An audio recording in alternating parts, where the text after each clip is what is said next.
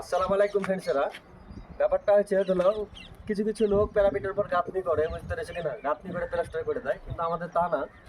এই যে ব্যাপারটা দেখতে পেয়েছো, এখানে আমরা যে গাঁথনিটা যে করেছি এটা হচ্ছে মানে জানলা থামাল, এটা আর 1 ইঞ্চি উঠবে, কিন্তু আমরা যে ফ্রেমের জন্য 1 ইঞ্চি মানে ডাউন করে করি সবসময়।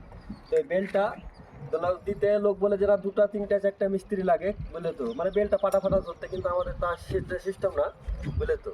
আমাদের সিস্টেমটা হচ্ছে তোমাকে দেখাচ্ছি। এই যে দেখো, এই যে মিস্ত্রি এখানে কাজগুলো করছে, এই যে দুপাশে রড লাগাচ্ছে, বুঝতে পারছি না, দুপাশে রড লাগাচ্ছে। আর এই যে স্টিল পাটা দেখতে পাচ্ছ, এই যে স্টিল পাটা এই যে কীভাবে লাগাইছে দেখুন, এই যে কীভাবে লাগাইছে দেখুন, এই কীভাবে লাগালো মিস্ত্রিটা দেখুন, আপনারা দেখতে পাচ্ছেন কীভাবে লাগাচ্ছে। আর এই যে দেখুন কীভাবে লাগাইছে, এটা মানে এটা 2টো লোকের কাজ না, এটা হচ্ছে 1টা লোকের কাজ, বুঝতে পেরেছো তো। এটা হচ্ছে 1টা লোকের কাজ, দেখুন কীভাবে দিচ্ছে, এই যে দেখুন এদিকে।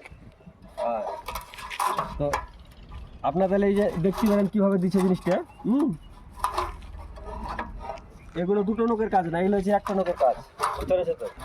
যে 2টো 3টা লোকের কাজ হয় এরকম, সেরকম না।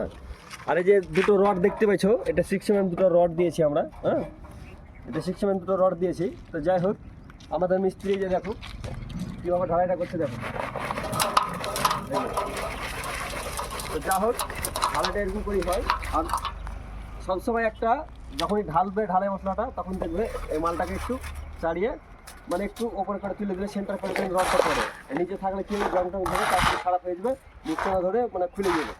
তো ভিডিওটা যদি কোনো কিছু শিখে রাখো, মানে যদি ভিডিওটা যদি কোনো কিছু ভালো লাগে, একটু মানে নতুন কিছু বুঝতে পারো, তাহলে লাইক শেয়ার কমেন্ট করি অবশ্যই।